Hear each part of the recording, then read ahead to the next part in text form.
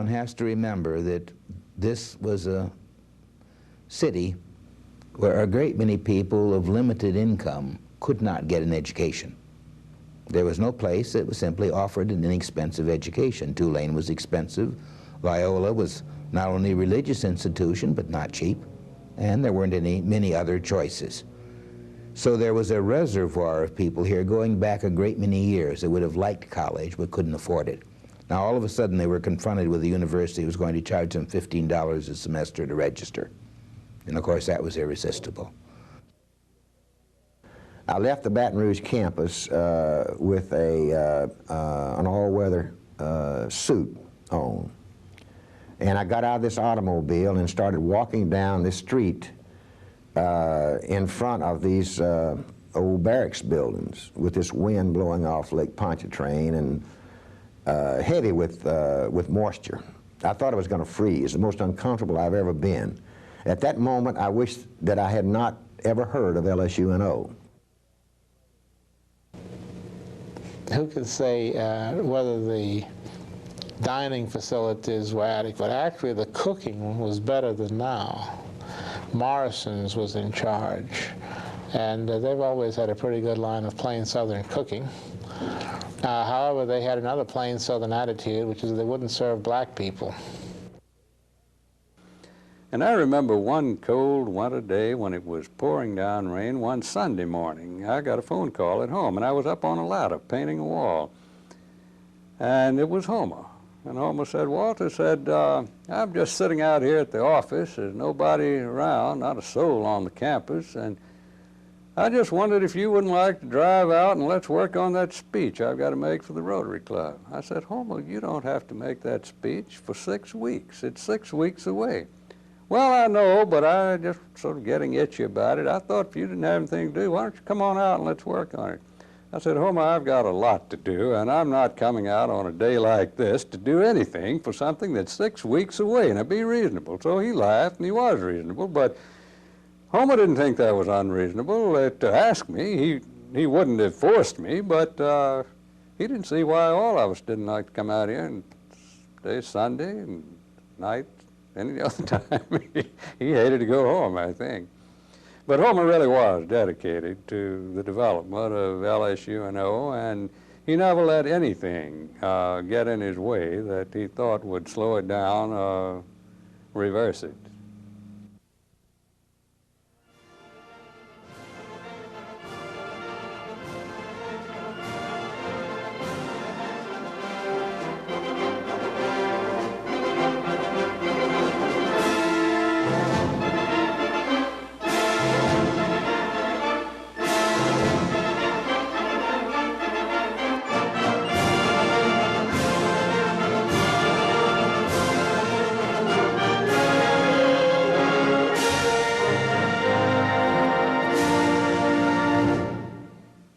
This splendid arena is more than a building where we can sit in comfort to celebrate the achievements of this fine group of graduates.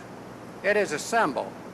It is a symbol of the high aspirations of the citizens of this city, of the New Orleans metropolitan area, who believed that the time had come a quarter of a century ago when they should have a first-rate public institution of higher education. It is a symbol of the success of that little college, opened in 1958, and its struggle to evolve into a well-rounded, comprehensive urban university. Also, I think it is a symbol of the confidence and hope with which UNO and New Orleans may look toward the future. We have come a long way already from the original undergraduate commuter branch, but there is every reason to believe that the next quarter of a century will bring even more exciting and significant progress.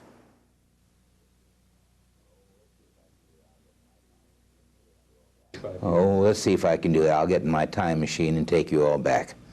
If one came in from the Lakeshore Drive, which was then the main entrance for everything, one passed the still standing little old security building there, which was quite important in those days, and there was no fence around. Remember that we were strictly operating in a total open, void kind of setup. As one went to the right, there were a long row of barracks buildings. These were the buildings 3 and 5 and 7 and 9. They had odd numbers, among a number of other scattered barracks buildings. There was one huge hangar in the middle, one lesser hangar off to one side. Over by the Elysian Field, there were also a row of, again, fabricated type huts that later we had occasion to use for non-academic, but non-classroom, but research and or other purposes. Dr. Hitt lived in one of those. Mr. Weber, who was in charge of O&M in those days, lived in one of them. And other than that, you had the feeling you really were coming to a kind of literally an armed barracks sort of setup like was so common in World War II.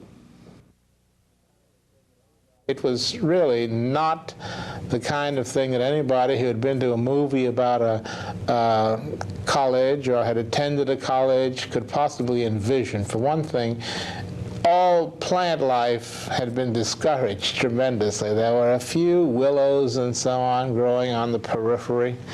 I can remember the official photographer of the university, and you can do some wonders, I suppose, with photography, sort of crouched on the ground on his belly under a shrub no more than 2 feet high and photographing from under it to give the expression of shaded holes. The buildings were uncomfortable, though, and that's was the worst part in many ways. Had they been practical, for example, had it been possible to air condition them, but we actually had nothing but these huge, they were called reed fans, I recall. They were on wheels, 2 wheels and 2 legs, and you could sort of push them around like a grocery go-kart. They sent this tremendous blast of hot air through the rooms, and little else was achieved except the fact that people couldn't keep a piece of paper on their desks. We used one of these old buildings that was over closer to Elysian Fields. It had originally housed pharmacy, among other things. So at least it had one lab with a lab bench and a sink and so forth. The rest of them, again, were strictly rooms that we adapted in one fashion or another. We would meet rather regularly on weekends. Somebody from the outside would bring in a lot of 2x4s and sawing tools, nailing tools, and we took down all the doors from parts of the building that weren't in use. These were tabletops. And from the 2x4s and 2x6s, we made moldings and legs in which they could be freestanding. These were our lab tables. For sinks and water supply, we simply ran copper tubing whatever length, sometimes as much as 25 or more feet, to get water to a bench. As for drains, these were by and large the oil change type large funnels that we simply used as a sink, and in the case where they were simple drains, we put them into 2.5-inch cast iron piping, which went through a hole in the floor. And you simply poured things in the top oil-type funnel, and it went right on outside, and that was the way you cheerfully disposed of things. I'm sure the EPA would never have allowed us to do that at the present time. And whatever we needed by way of electricity, we simply took long extension cords. The one and only room in that entire building that was air-conditioned, we saved for our special and delicate equipment, of which we had 1 or 2 pieces over a period of time. And that was the way we did research for a number of years. Sometime during that first year, I had a visit from a former student of mine who at that time was in the Army, and he came out to visit and looked all around and said, "Doesn't this depress you?" And I said, "No, not really. Why should it?" He said, "It looks just like the place where I'm stationed." I said, "Yeah, the difference is that after a while it's going to change very, very considerably." I recall the first convocation with great vividness. There never was one before it like it, and there probably will never be one again. It was held in the large hangar, and was held shortly before the semester began. And all of these well-scrubbed 60 faculty, you know, looking forward to their very first convocation, were ushered into this huge building that had a small, something of the general size of a boxing ring in the center, with a batch, perhaps 1,000 seats facing it, the collective impact of which was dwarfed by this entire large hangar building. It really was cavernous. You know, the birds were flying up in the eaves, the pigeons were dive bombing anybody in the middle, but clearly that didn't bother anybody. Out in front of this podium were something like 1,000 students, all freshmen, remember. We had only freshmen in those days, with no sophomores to cow them, and no juniors or seniors to set a kind of example of what appropriate university behavior was like. So they were at their rowdiest, and they were greatly enthused about this idea. The school hadn't even opened up yet, remember. And here were all these people on the podium. Here was Governor Long, who was as much as anyone responsible for the place existing at all, and that's a delightful story in its own right. And we had Troy Middleton, who was head of the LSU system, and we had Theo Cangelosi, a member of the board, and not by invitation, but by sudden arrival, we had Mayor Morrison of New Orleans, who Dr. Hitt had promised faithfully to Governor Long would not be on that podium. But Morrison had arrived and immediately, of course, was put on the stage.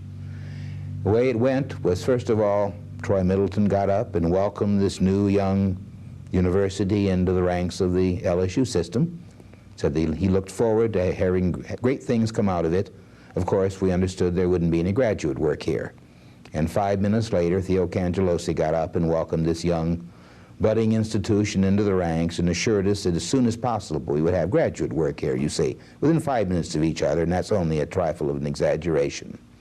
Mayor Morrison got up and gave us a polite and gentlemanly welcome.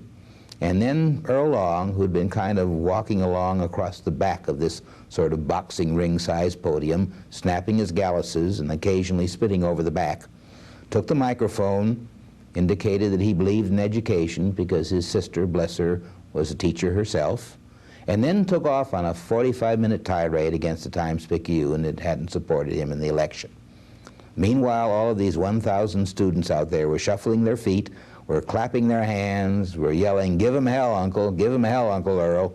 And the 60 faculty, all scrubbed and looking well, their chins down to their knees, wondering what in the hell they'd gotten into. This was simply not appropriate academic behavior by any standards that they'd ever encountered before.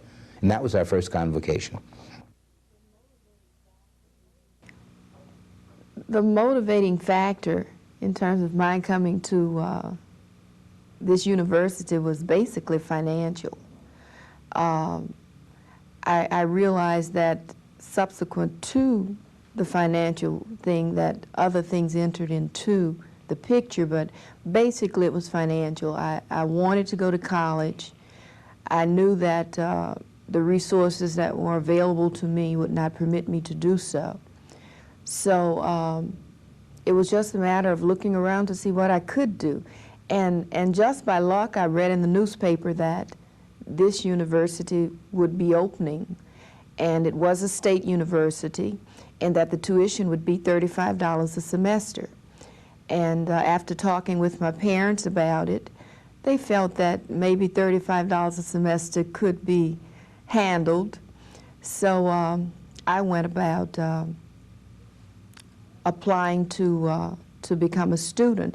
However, before that, there was talk in the community about the school being opened, and I understood that there were several people in the community who were interested in a test case, in terms of integrating the university. So I volunteered also to be one of those plaintiffs, to take the state to court in terms of their policy of not allowing black students to enroll in the university. Well, they planned originally, when LSU NO opened up, that it would accommodate 750 freshmen. Some 2 weeks, I'm told, before we opened up, they were confronted with a court order requiring them to integrate. And not for uniquely that reason, but because they underestimated the interest the local community had in LSU NO. We had 1,500 people register for that first semester, far more than we were ready for. Also, we had the problem that the state indicated that it clearly was not ready to integrate, even though the federal law had made it mandatory that we do so. So that while a fair number of black students chose to register, They were very poorly received on campus, and to the extent that even the government, the state authorities made it clear by formal announcement that they were not welcome there, giving in a certain sense the white students somewhat the license to go after them. A number of them did register, and that first semester, for perhaps the first half a dozen weeks, it was nip and tuck whether we would have a major riot on campus. The first day of classes actually is when the protest started. I remember, as I said, I was living on the campus, and it was a short walk from this house down on Elysian Fields to the old administration building, which was located right on Elysian Fields. I mean, on Lakeshore Drive. And as I was walking into the office about 10 minutes to 8, I noticed a line of students who had formed a line between the gate and the old warehouse, and this was the main access to these temporary buildings that housed the classrooms. They had joined hands, and they weren't going to let black students go down this street to the classrooms. And I went up to them and told them that they were here to get an education, not to disrupt it, to please cease this activity and go to class. And they did.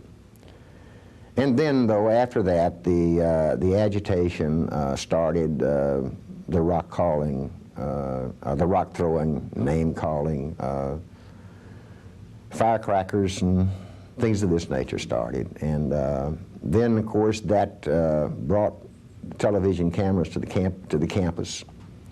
And the more television cameras the students saw, the more excited they got, and that's the way it went. I can't say that it was a surprise. I expected what I had to go through. I can't say that I expected it to the extent that it was, because initially our lives were basically in danger, and we were brought to classes under armed guard. And of course, the armed guards did not go to class with us, so there were instances within the classroom setting whereby our lives were, I feel, in danger. Oftentimes there were homemade bombs thrown while you were walking on campus, tacks put in your seat. You would not leave your desk if you had brought a lunch with you, because you just didn't feel safe in doing that. One of my clearest memories from that first semester is every time I drove in the morning, here was the same rather portly, phlegmatic black man with the stub of a cigar in his mouth, cheerfully painting out all of the graffiti that had been put on the building overnight, most of which were the equivalent of "Nigger Go Home." We were called Dillard by the Sea, we were called LSU for niggers only, as an LSU-NO assumption. But every morning, that same gentleman was there busily painting out what had been spray painted or otherwise painted in the building overnight. There were threats of fires. A number of fires were put out that were set in the buildings overnight. Not all of it was by students.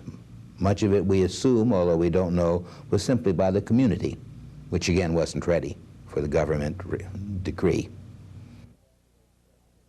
It was at that time then that Homer Hitt, I think, had his moment of greatest glory and utility for UNO, because he solved the problem without any help from his superiors.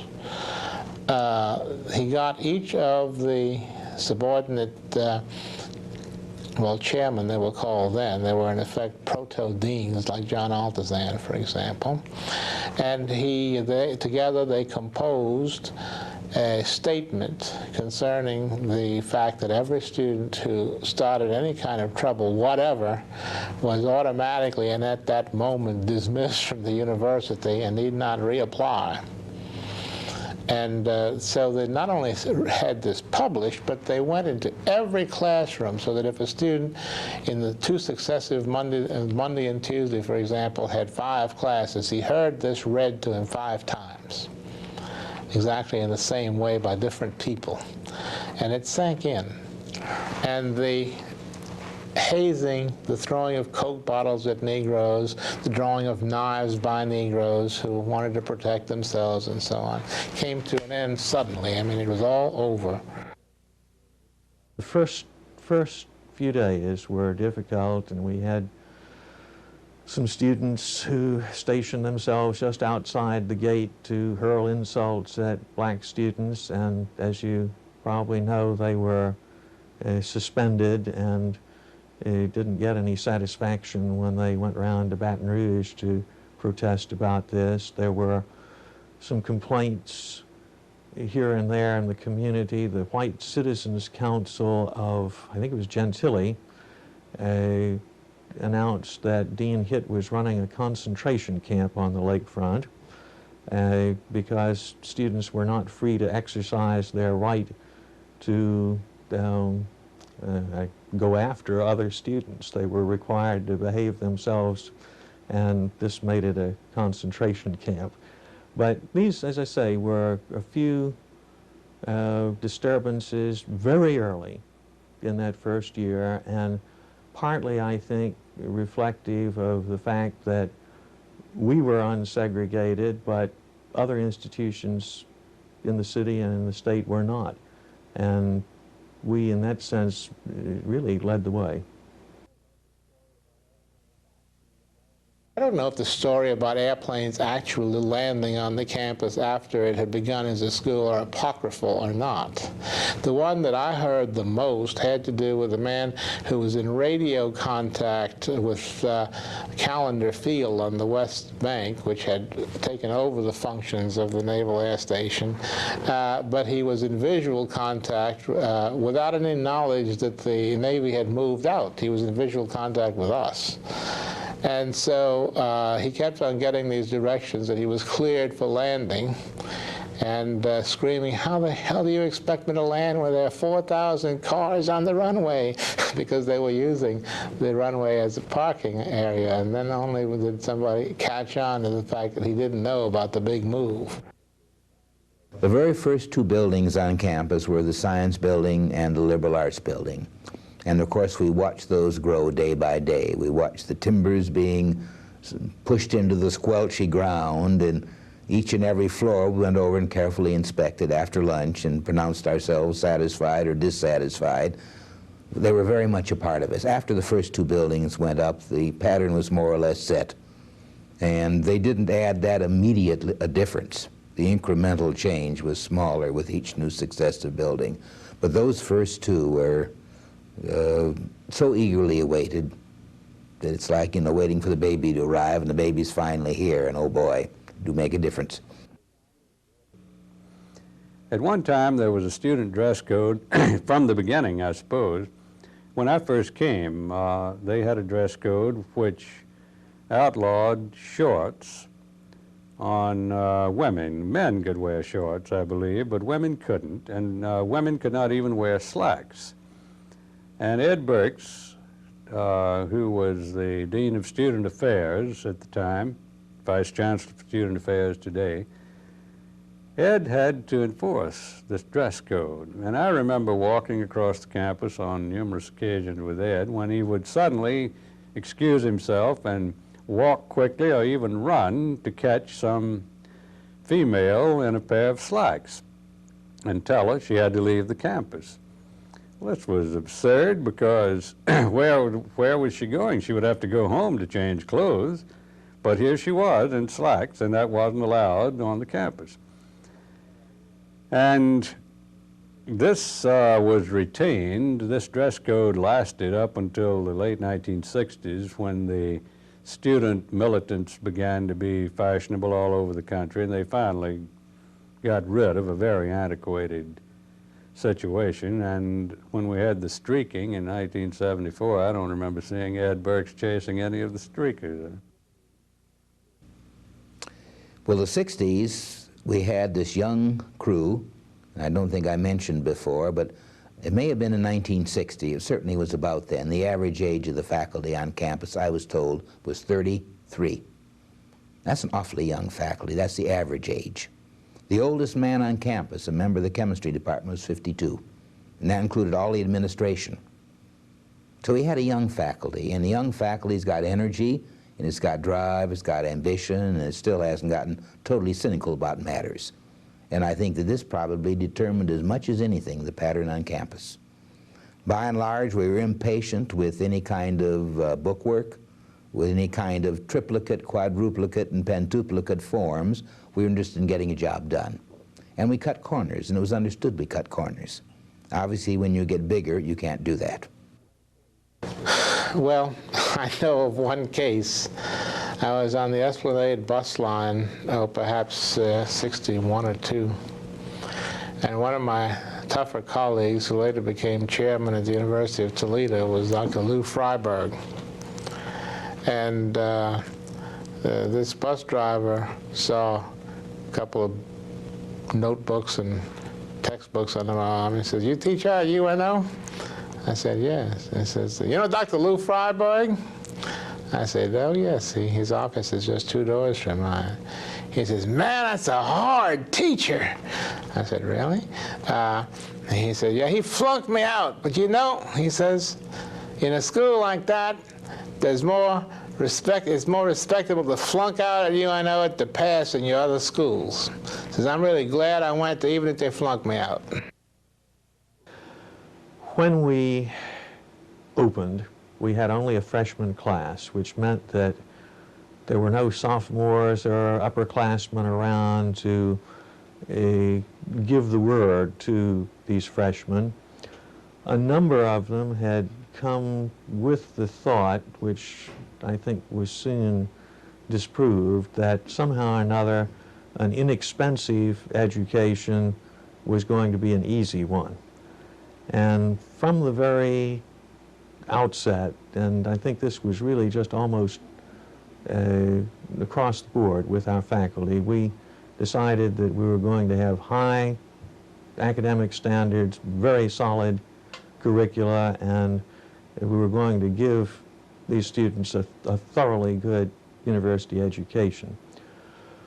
We had a lot of dropouts in the first year or so. I think that I don't have the statistics here now, but I think that a substantial number, when they found out that this was not quite what they had expected, didn't stay very long. But those who did stick with things turned out to be a remarkable group. Our first 2 or 3 graduating classes are really memorable classes. They come back to reunions and things of that sort here, and they really were an admirable group and a remarkable group. They didn't have the facilities here that students in other colleges and universities had and expected. They were very much here in a converted Navy air station, if I can use that phrase again. They had to lead the way in developing all kinds of student activities. I think they felt in some ways the same kind of challenge that the faculty did. And when you talk now to people who started the student newspaper, who started the Student Government Association, who started the yearbook, who started all these activities, they had the sense that they were building something, and when you talk to them now, they're very proud of their achievements, and I think very rightly so. We did have this commencement exercise in this circus tent. Extremely warm, uncomfortable, but one of the most rewarding and beautiful days that I have spent on campus. I could look out at this group of the first graduates of LSUNO.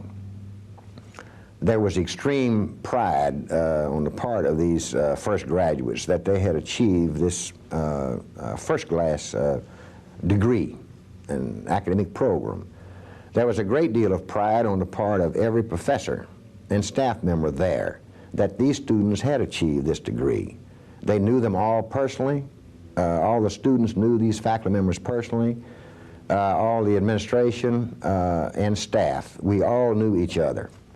It was a very close-knit group. We were all interested in the welfare of each other We took pride in the achievements of each other. With this group of 1,450 students beginning, with a small staff, a small faculty, and this being screened down to probably that second semester, we had, I've forgotten the exact enrollment, but no more than 1,000. The attrition rate the first semester was tremendous. And so we knew each other at that point, and we had a common cause, and we loved each other. Let us, graduates, faculty, administrators, and citizens of this community, pledge this morning that we shall keep this spirit alive. Let us be aware even now that we have just begun the building of a great university. Continue the UNO tradition of the pioneering spirit. Do this, and the diploma you receive here this morning will remain among your most treasured possessions. Thank you very much.